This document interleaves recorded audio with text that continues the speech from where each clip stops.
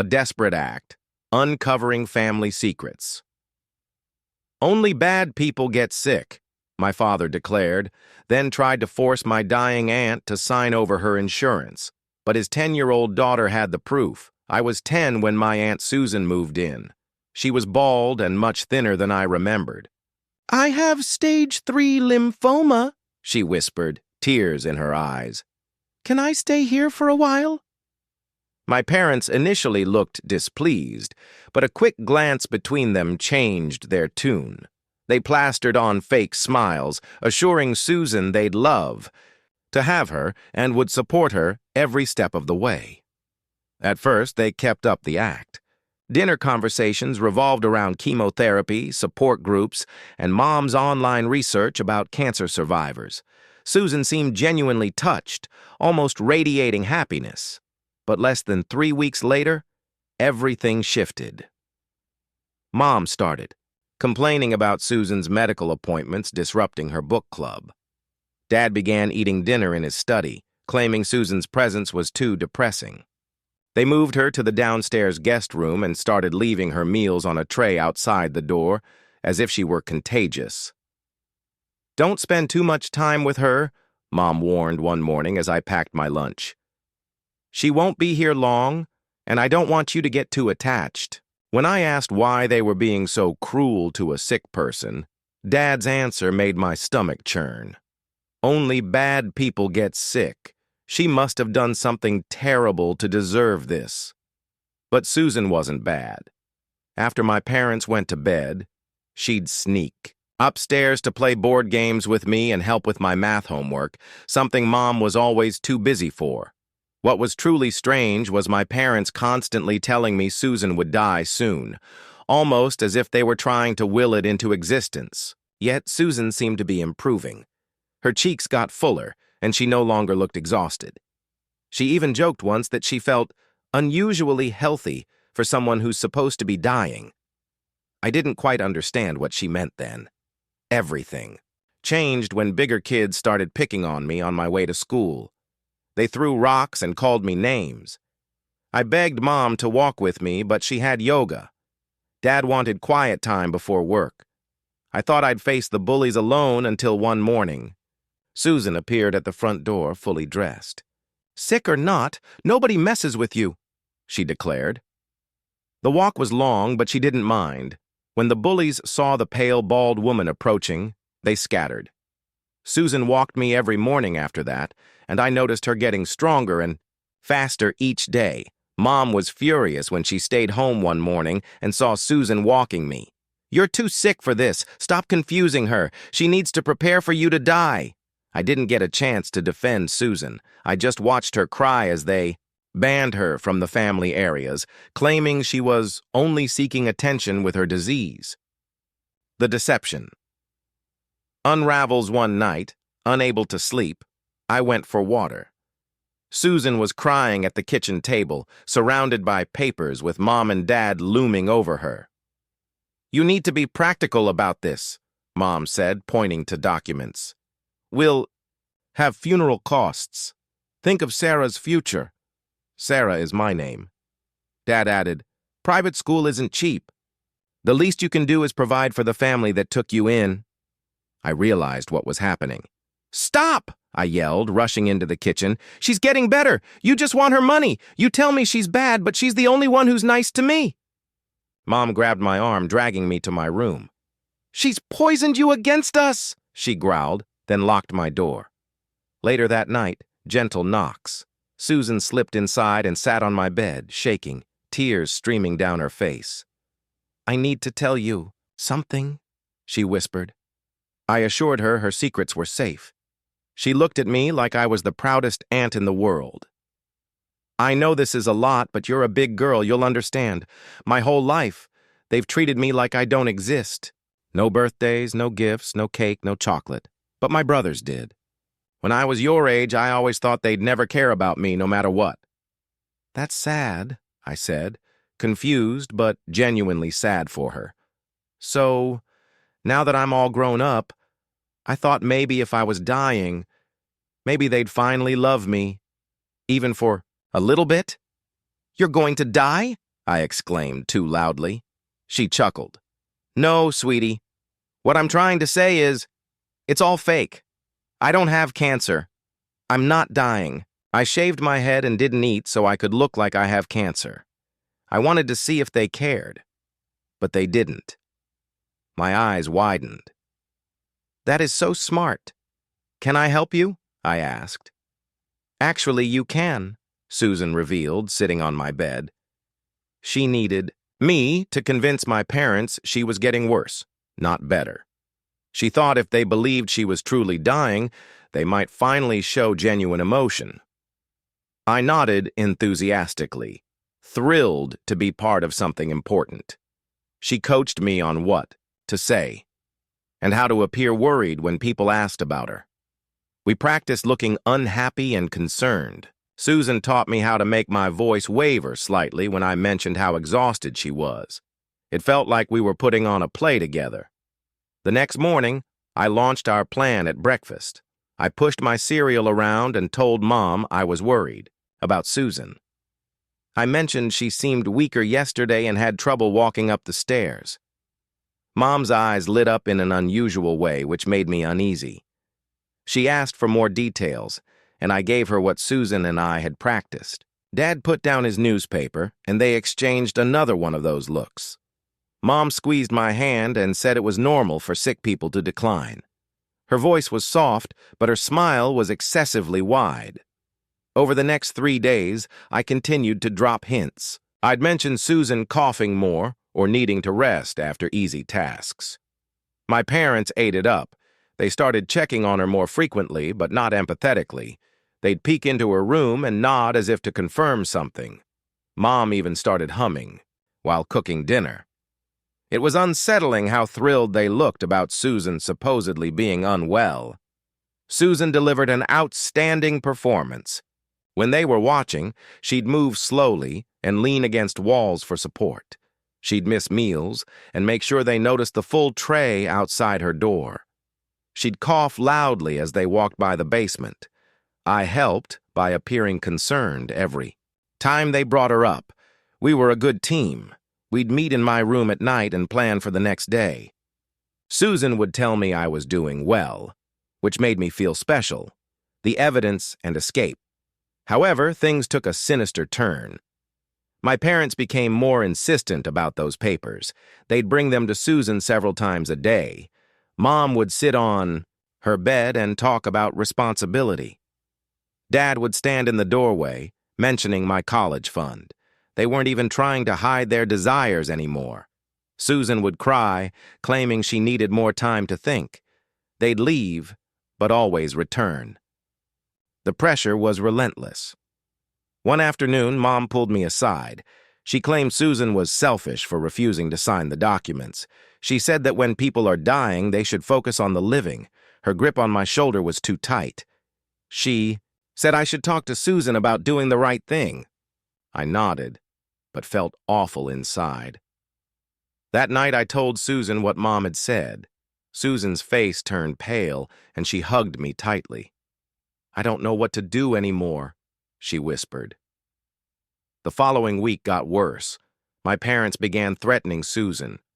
They'd make comments like how difficult it must be to be sick and alone. They'd question aloud if she'd be more comfortable in a facility. Dad implied he knew a place that accepted terminal patients without insurance. Mom added that family was great, but only if everyone cooperated. The threats were clear, even if delivered with a smile. Susan began to look physically ill from the stress. I tried to help by telling my parents Susan seemed too frail to make important decisions, but it backfired. They just pressed harder, claiming she needed to sign before becoming too ill to be legally capable. They began taking the papers to all interactions, breakfast, lunch, even when they delivered her medicine. Susan was trapped, and so was I. One day, I decided to record what was happening. My mother had forgotten about a small pink camera I'd gotten for my birthday. It fit in my pocket. I started snapping photos of them pressuring Susan. I got one of Mom pointing to papers while Susan cried. Another showed Dad blocking the doorway with documents. I hid the camera in the garage after shooting photos every day. I figured if someone saw them, they'd help us. However, my parents found the camera in my room. I got home from school, and Mom was sitting on my bed holding it. Her face was both terrifying and calm. She asked why I was photographing family moments. I tried to lie, but she already knew. Dad appeared at my doorway, and they both started yelling. They claimed I was ungrateful and that Susan had turned me against them. They confiscated my camera and grounded me permanently. No TV, no games, no leaving my room except for school and meals. That night was horrible. I could hear them yelling at Susan from the vents. They accused her of manipulating me, of using her false illness to turn their daughter against them. Susan tried to explain, but they wouldn't listen. I heard her sobbing and objects being thrown around. Susan woke up with a bruise on her arm, which she tried to hide with long sleeves. She wouldn't tell me what happened, but I knew. Susan chose to tell them the truth. She hoped that if they realized she wasn't truly sick, they would ease the strain on the documents. We planned it meticulously. She would admit everything and apologize for lying. Maybe they'd be angry, but at least the insurance crap would end. I considered it risky, but Susan was desperate. She couldn't take any more of their threats and manipulation. The confession didn't go as planned. Susan sat them down and explained everything. Why she faked the cancer, claiming she only wanted them to love her. She apologized again, but my parents weren't as surprised or outraged as we expected. Instead, they got a calculating look. Mom stated Susan was plainly mentally unwell. Dad also stated that someone who faked cancer could not be trusted. They twisted everything around. They exploited her confession against her. They told me Susan was dangerous and deluded, that people who lie about being sick are capable of anything. Mom sobbed phony tears over Susan's betrayal of their confidence. Dad claimed they attempted to help her, but she was too far gone. They made me question everything. For a few days, I didn't know who to believe. Susan appeared depressed and defeated. My parents appeared concerned and hurt. I felt bewildered and afraid. But then I noticed them planning. They assumed I was sleeping, but I overheard them talking. They said Susan's confession was wonderful. Now, if she tried to escape or tell anyone, they'd call her insane. Who would believe someone who lied about having cancer? They could keep her papers and claim she wasn't mentally competent to make judgments. They mocked Susan for telling the truth. That's when I knew for certain who the true bad guys were. Help arrives. I snuck down to meet Susan that night. She was trapped in the basement room. They'd put a padlock on the outside. I whispered through the door that I believed her and apologized for my doubts. She cried and claimed it wasn't my fault. She told me she was going to leave as soon as possible and she'd come back for me once she was settled. I believed her, but I was afraid they wouldn't let her go. The next day, my parents pretended nothing was wrong. They had breakfast and talked about usual things, but Susan's tray stood outside the locked door, getting cold. They'd only let her out to use the restroom, and even then, Mom would stand guard. They told me Susan needed time to reflect on her behavior. They claimed it was for her own good. The place felt like a prison for both of us. At school, I tried to tell my teacher, Mrs. Henderson. She was usually friendly and seemed willing to help. I waited until after class and asked if I could speak with her. I told her about Susan being locked up and my parents being harsh, but I was only 10 and didn't express anything clearly. Mrs. Henderson was concerned, but said that family troubles were complicated. She claimed she'd consider what to do, but nothing happened. Susan was still locked up when I got home. I felt hopeless until I remembered our neighbor, Mrs. Jong. She lived next door and always waved as she walked her small dog. She'd offered me cookies before when I helped her carry groceries. Maybe she'd listen. I wrote her a note explaining everything. I drew illustrations of the locked door with Susan in tears. When my parents weren't watching, I folded it small and slipped it into her mailbox. Then I waited. Mrs. Jong knocked on our door the following day. I watched from the staircase as my parents answered. She expressed alarm about weird noises coming from our house. My folks turned on the charm instantly. Mom laughed and explained that Susan was going through a difficult time. Dad described her mental health difficulties and how they were attempting to help. They invited Mrs. Jong inside for coffee and biscuits. By the time she left, she had apologized for bothering them. My heart sank. That night, my folks were especially cautious.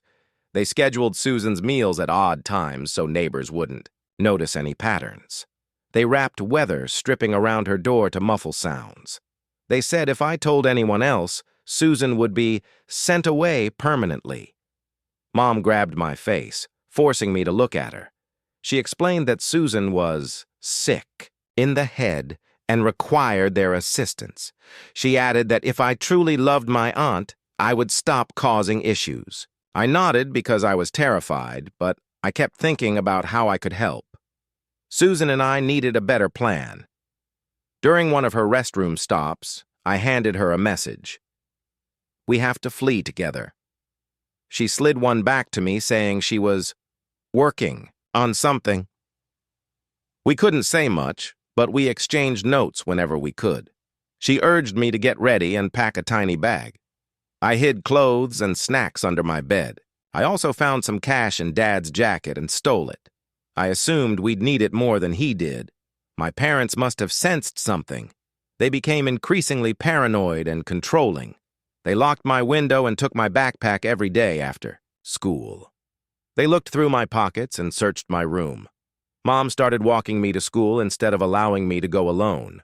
She'd grip my hand too tightly and remind me to be a good daughter. I smiled and consented, but inwardly I was screaming. The final showdown one morning, Susan's door was open. I dashed downstairs, but she wasn't there. My folks were eating breakfast as usual. When I asked where she was, Mom answered she had gone to a special hospital. Dad said it was for her own benefit. They promised she'd get the help she needed. I knew they were lying, but I couldn't prove it.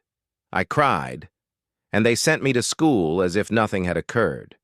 Mrs. Henderson asked if I was okay, and I just nodded. That afternoon, I found Susan in the basement. They had put her in a storage area with no windows. It was smaller and darker than her previous room. She looked horrible and terrified. She murmured that they were plotting something horrible. She had heard them on the phone discussing power of attorney. She wasn't sure what that meant, but she knew it was about controlling her money. We held hands through the crack beneath the door. I decided to get smarter. I pretended to be a perfect daughter. I stopped asking about Susan and pretended I believed their lies. I helped with housework and smiled at dinner. It killed me inside, but it worked. They slowly relaxed. They stopped inspecting my room and allowed me to walk to school with the other students. Mom even congratulated me for my maturity. Dad patted my hair and said he was confident I would come around. I wanted to throw up. Meanwhile, I was plotting. I'd recovered my camera from the garage where I'd originally hidden it. They forgot to check there after finding it in my room. I resumed recording, but more carefully. I'd pretend to play in the basement and record. Susan's shut door. I recorded them stealing her food and not allowing her to leave. I captured recordings of them discussing her money. The camera accumulated evidence. I just needed someone to show it to. I recalled Susan mentioning her brother, Gabriel. She stated he lived a few hours away and they hadn't spoken in years. My parents never mentioned him, which seemed strange. I grabbed an old address book on Mom's desk and looked him up. Gabriel was listed with a phone number. I memorized it and waited for my opportunity. It arrived when my parents attended their book club. They left me with stern instructions to remain in my room. Instead, I used the kitchen telephone.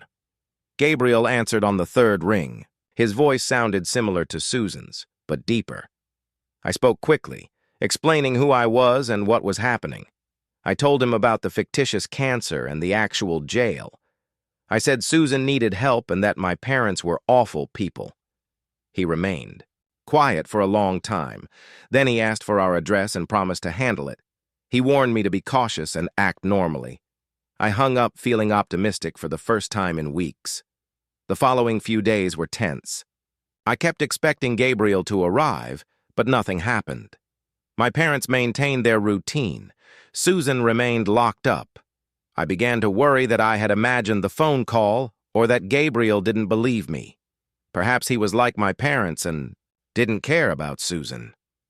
I felt stupid for hoping, but I continued to record with my camera, just in case. The memory card was nearly full. Mrs. Jiang returned, but this time she was not alone. A tall man with Susan's eyes stood next to her. It was Gabriel. When my parents answered the door, their faces turned white. Gabriel pushed past them, demanding to see Susan. Dad tried to say she wasn't there, but Gabriel didn't believe him. He claimed he knew she was locked up and had proof. Mrs. Jiang held up her phone to show a video. It was one I'd taken of the locked door. I realized Mrs. Jiang had found my camera. I had hidden it in her garden while playing outside. She must have found it and viewed the videos. She contacted Gabriel and showed him everything. My parents attempted to lie, claiming the videos were fake. Mom accused Susan of being mentally ill. Dad threatened to call the cops. But Gabriel simply laughed. He suggested they explain their crimes to the cops. The word crimes caused them to freeze. Gabriel found Susan and let her out. She collapsed into his arms, sobbing. She appeared so small and fragile. He helped her upstairs while my parents followed, making excuses. They said they were protecting her from herself. They claimed she was dangerous and delusional. They even showed him the papers they wanted her to sign. Gabriel's face got darker with each word. He told them they were pathetic and cruel. He said he'd suspected something when I called, but the videos confirmed it. My parents turned on me then. Mom screamed that I'd betrayed them. Dad said I was an ungrateful brat who didn't understand adult matters. They blamed Susan for poisoning me against them. They said we'd regret this when Susan showed her true crazy colors.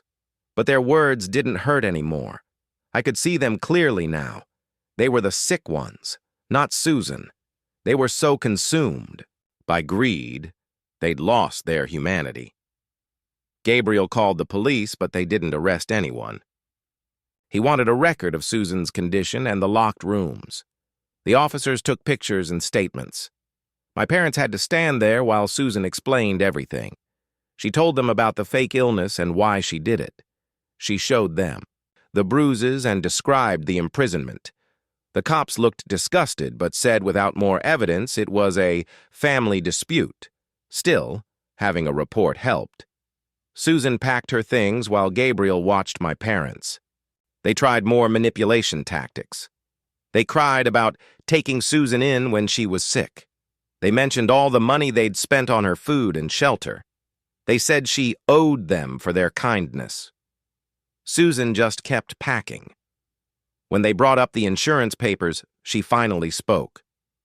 She stated they'd shown their true selves, and she felt sad for me having them as parents.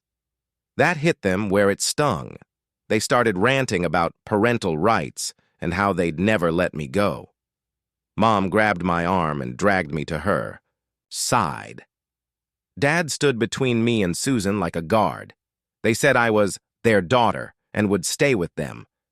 Gabriel stepped forward and suggested it could be arranged through proper means.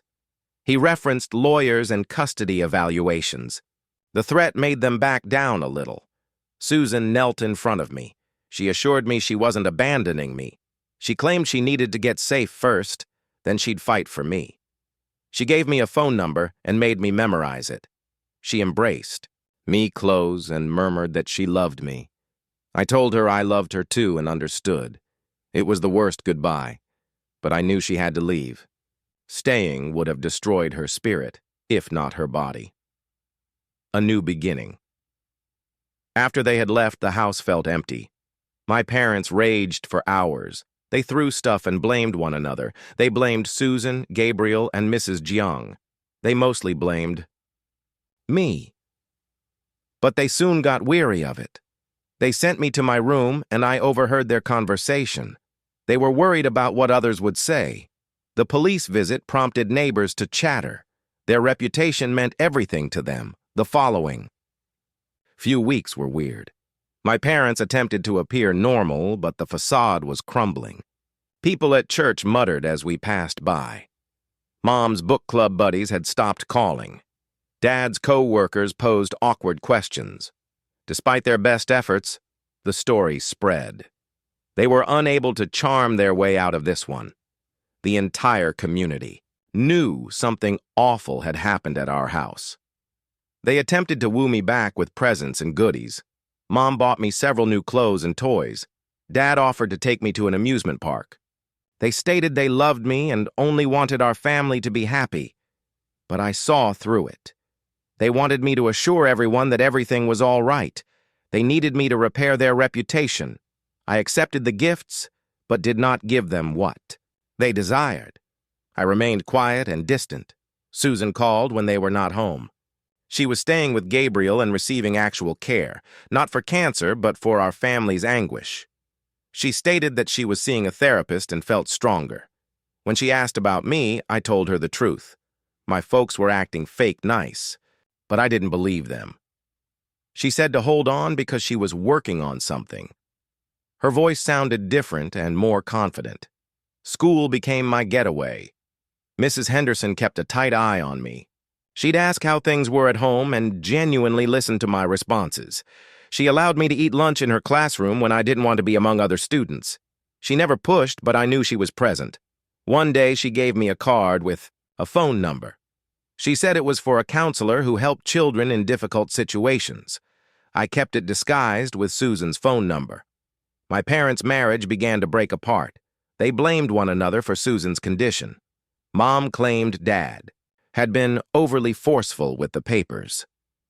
Dad claimed Mom's greed had been too blatant. They battled constantly.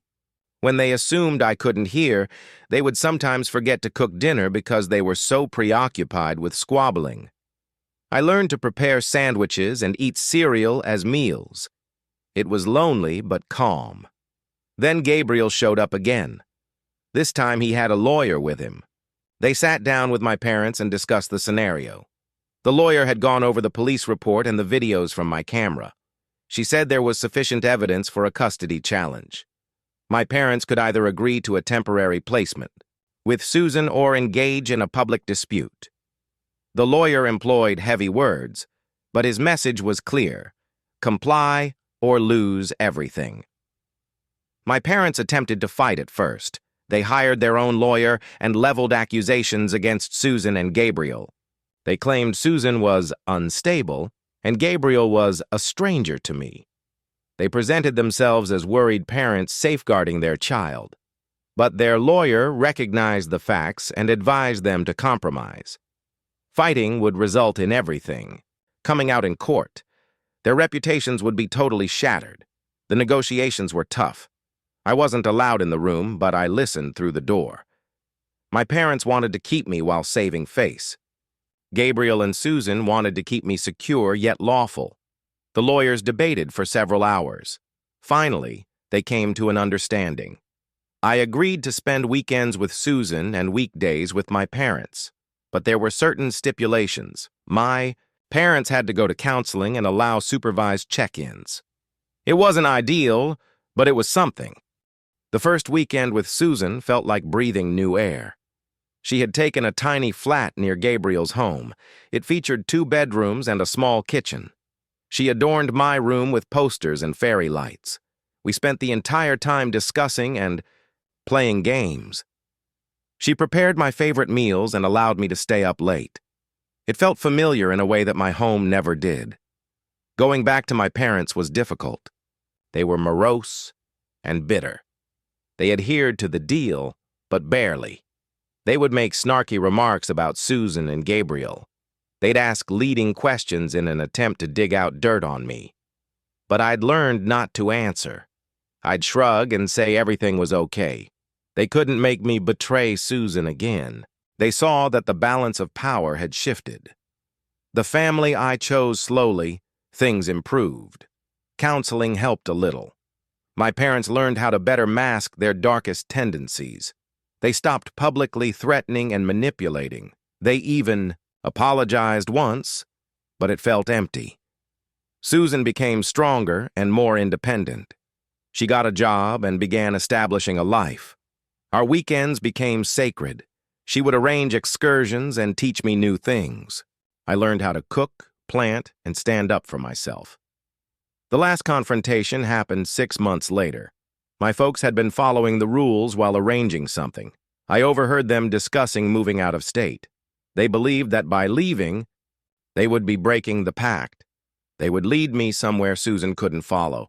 They were looking into schools and dwellings in remote locations.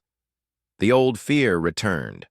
I couldn't let them take me away from Susan again, I informed Susan immediately. She did not panic as I had expected. She contacted Gabriel and the attorney. They had been planning for something like this. The lawyer submitted emergency filings to the court. She said my parents were going to break the custody arrangement. She had documentation of their previous actions and current intentions. The judge took this seriously. My parents were ordered to appear and explain themselves. Even though I didn't have to testify, going to court was terrifying. I sat with Susan and Gabriel as the lawyers argued. My parents' lawyer claimed they simply wanted a fresh start. Our lawyer provided evidence of their pattern of control and manipulation. The judge questioned my parents directly about their plans.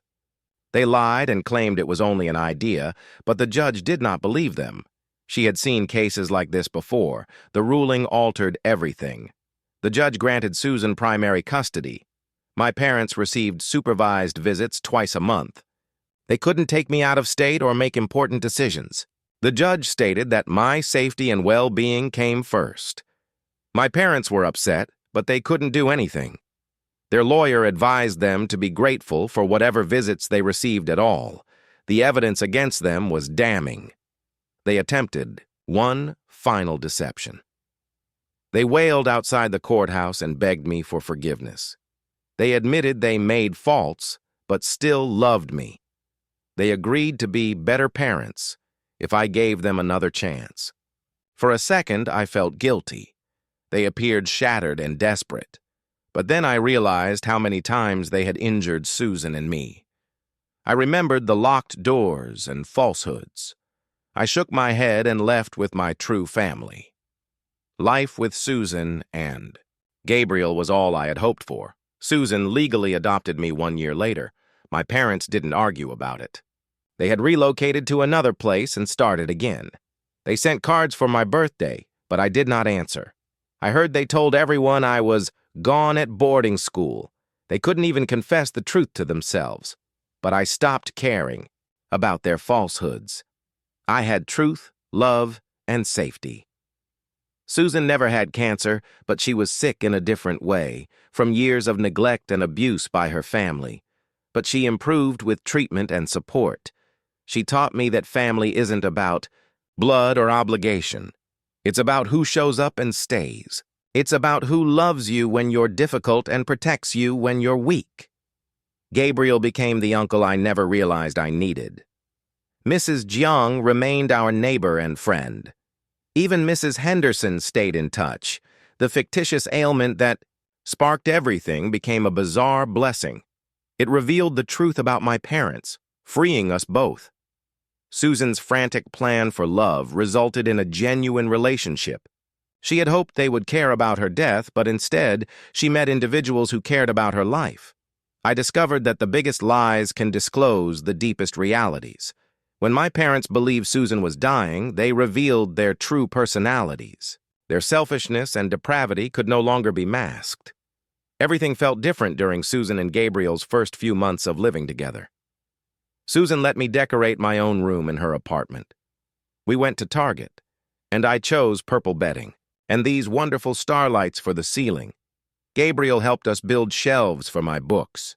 It was the first time someone had asked what I wanted my space to look like. School seemed strange at first. My parents had told everyone that I was staying with relatives for a time due to family concerns. Some children asked questions, but I simply shrugged and changed the subject. Mrs. Henderson checked on me to make sure everything was okay. She would grin at me in the halls and even slip an extra biscuit into my lunch bag. Having adults who genuinely cared was strange but pleasant. Susan obtained a job as a receptionist in a dental clinic. She'd leave for work dressed professionally in her blazer, and her hair was growing back in gentle wisps. Gabriel assisted her in purchasing a used car, allowing her to avoid taking the bus. On weekends, we would go grocery shopping together, and she would let me choose one junk food item. She taught me how to compare prices and use coupons, which my parents never bothered with. My supervised visits to my folks were uneasy. We would meet at this community center with a social worker. There. Mom would send cookies that were clearly store-bought, but claimed to have been homemade. Dad would question me about school and seemed to be interested in my responses. They would protest about the supervision, claiming it was unnecessary. The social worker would just scribble notes and remind them when 2 hours were up. Mom tried to give me an expensive necklace during one of our visits. She described it as a family treasure from her grandma. I knew she was lying because I had seen her buy it at the mall years before. But I accepted it and said, "Thank you." She gave me a hopeful expression, as if I were softening toward them. When I brought it to Susan later, she told me I could keep it or donate it. We ended up selling it and spending the money on school supplies. Healing and growth Susan began attending therapy every week. I would occasionally accompany them to family sessions. Dr. Kim, the therapist, was a pleasant lady with plants all over her office. She assisted us in discussing difficult topics, such as how I felt bad for preferring Susan above my parents, or how Susan still felt the need to earn affection. Dr. Kim explained that healing takes time, and that was fine. Around Thanksgiving, my folks began pushing limits. They wrote me a letter saying they wanted me for the holiday because it was family-oriented. Their lawyer forwarded it to our lawyer, who swiftly took it off. The judge had been explicit about the custody agreement, yet they continued to attempt. They would send gifts to Susan's apartment along with letters about missing their daughter. Susan would ask whether I wanted the stuff, and I always declined. Then they arrived at my school. I was walking to the bus when I noticed Mom's car in the pickup line. My stomach sank. She pulled down the window and said she just wanted to talk, that she had something important to tell me. I knew I shouldn't get into the car, but she seemed so normal and sad. For a split second, I considered doing it. Mrs. Henderson then emerged and asked if everything was all right. Mom drove away without saying another word. The school summoned Susan, who arrived to pick me up. She wasn't angry, but she was afraid. We headed straight to the lawyer's office. It turned out that my parents had violated the restraining order by attending school. Their supervised visits were suspended awaiting a hearing. They attempted to pretend it was a misunderstanding, but security footage showed Mom waiting for 20 minutes. The judge was not impressed. Following the incident, Gabriel put a security system in Susan's flat. Nothing fancy, just a few cameras and an alarm. He taught me the code and ensured that I understood how to utilize it. Susan also purchased me a cell phone, despite the fact that I was too young to get one. She programmed all of the crucial numbers and taught me how to dial 911. We practiced safety plans without making them terrifying, simply being prepared. Christmas with Susan and Gabriel was incredible. We bought a tiny tree and decorated it with ornaments we made ourselves. Susan couldn't afford many gifts, but everything she gave me was thoughtful, including new books from my favorite series, art tools, and warm socks. Gabriel came over and we baked cookies from scratch, genuine ones, not store-bought. We burned the first batch, but the second turned out perfectly.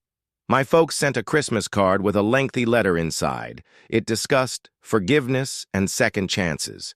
They enclosed a snapshot of themselves in front of a Christmas tree, looking stunning. I presented it to Susan, who asked what I wanted to do. I pondered about it for a bit before throwing it away.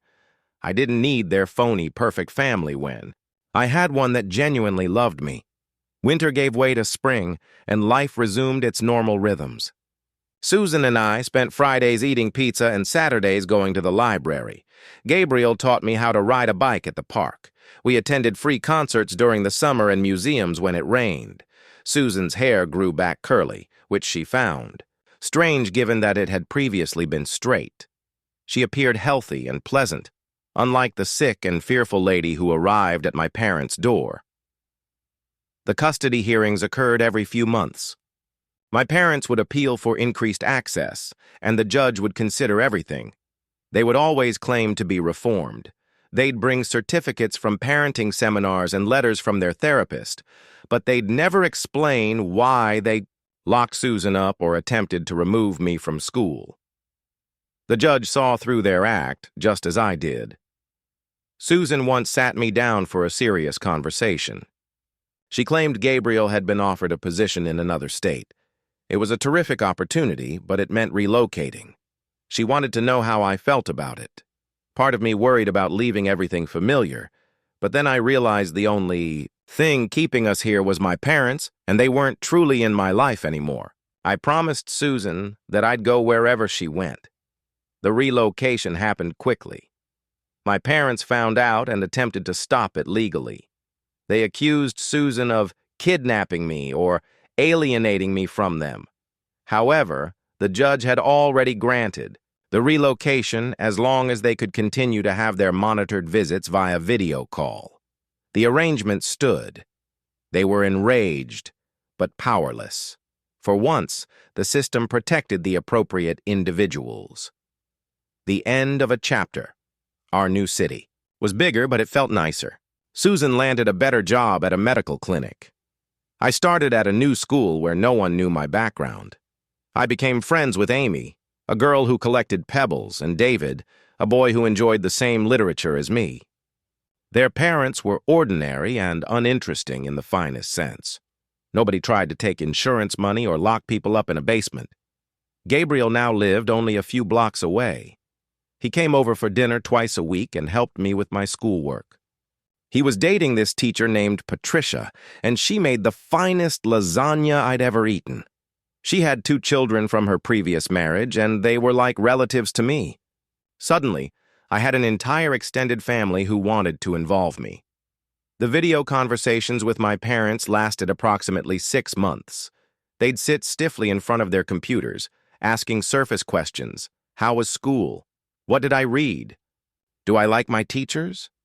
I would respond quickly and keep an eye on the clock. Sometimes the connection would conveniently fail, forcing us to end early. Eventually, they began missing calls. Then they stopped scheduling them altogether. Their lawyer wrote a letter stating that they were giving up parental rights.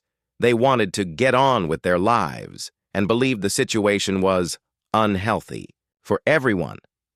Susan inquired if I knew what she meant. I did. They were officially giving up on me, but they had given up on me much earlier, when they chose money above family.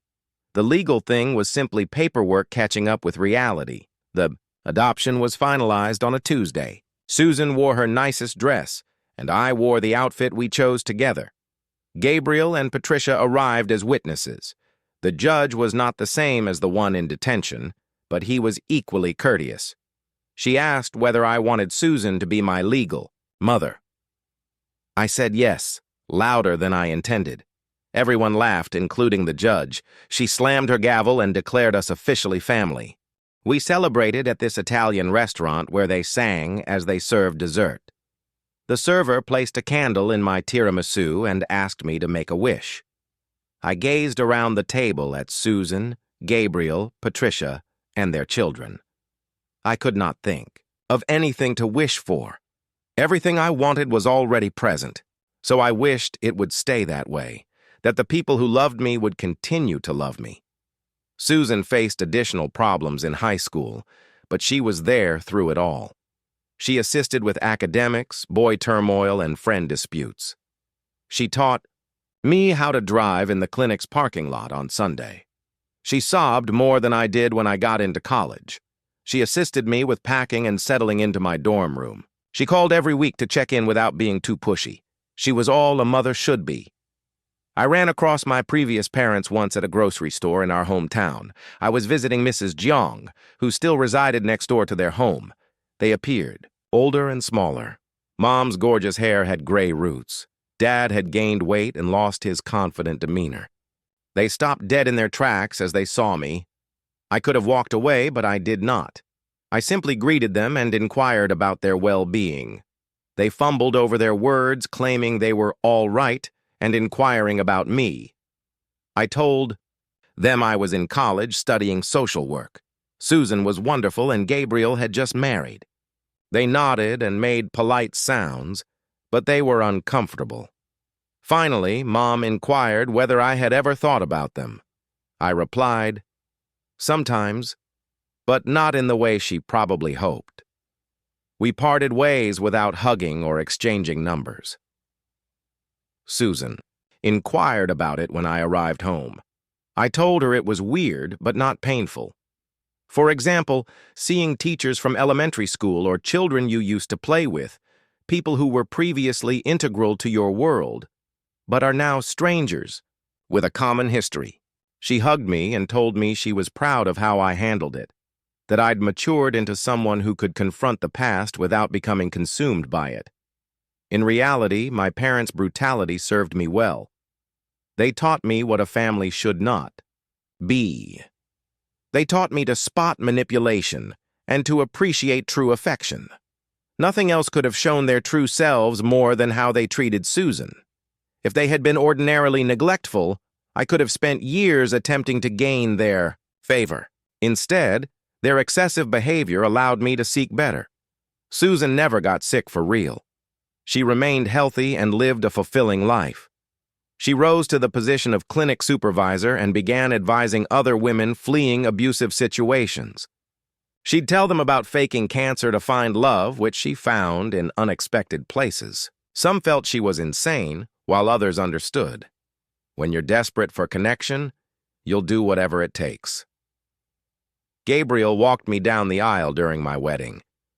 Susan straightened my veil and told me I looked lovely. Patricia's children attended the wedding party. Mrs. Jiang sat in the first row with Mrs. Henderson, who had flown in for the event. My folks were not invited and did not try to go. That chapter was complete, and everyone had gone on. The family I picked filled me with joy. Years later, when I had my own daughter, I reflected on cycles and patterns. Until someone breaks the chain, hurt people will continue to hurt others. Susan broke it for me, by showing up even after my folks pushed her away, by loving me even when it would have been easy not to, by battling for me while I was unable to fight for myself. She transformed her fabricated illness into genuine healing for both of us. I named my daughter Susan, after the aunt who later became my mother. In the hopes of finding love, she shaved her head and starved herself, who discovered it not in the family that had rejected her, but in the niece who needed her. We occasionally tell her the tale in age-appropriate ways about how families are formed rather than born, how love manifests itself in unexpected ways if you are bold enough to accept it. The original Susan, my Susan, is now a grandmother. She spoils my children and teaches them card games. She only tells them pleasant stories about my childhood. The difficult portions are history, which does not need to be repeated. We made it through and emerged stronger. That is what matters. Not the pain, but the recovery. Not the phony disease, but the genuine affection that arrived.